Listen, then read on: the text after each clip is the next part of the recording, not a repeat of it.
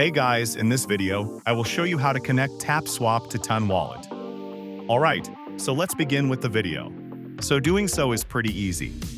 You're just going to need to open up your Tapswap into your Telegram, and then you're going to need to click on the play and open up your Tapswap web application.